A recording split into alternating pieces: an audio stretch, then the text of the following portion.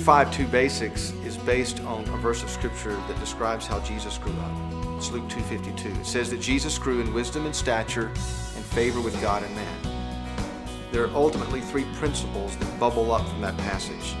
One is that Jesus grew in wisdom. One is that Jesus grew in favor with God, which is faith. And one is that he grew in favor with man, which we think is friendship, or relationships.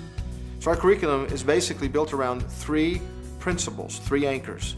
One has to do with faith, one has to do with wisdom, one has to do with friendship. And ultimately, as we unpack these three issues, what we're trying to get children to grow up and say is, I can trust God no matter what. That's favor with God and faith. I need to make the wise choice. Again, that's wisdom. And I should treat others the way I want to be treated, and that's favor with man.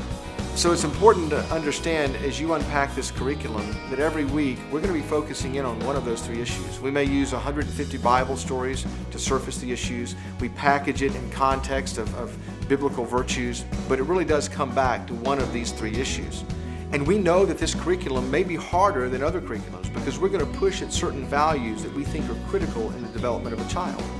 For example, we will push really hard at establishing a consistent group leader and a consistent group experience for every child because we believe that every child needs a place to belong and someone who believes in them.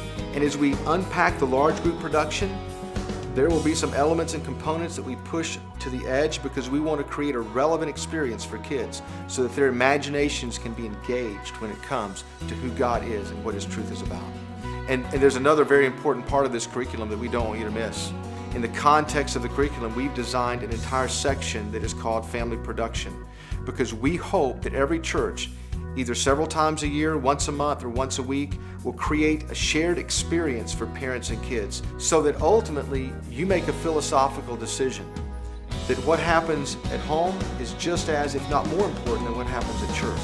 And you create a way to engage parents as real partners in your ministry.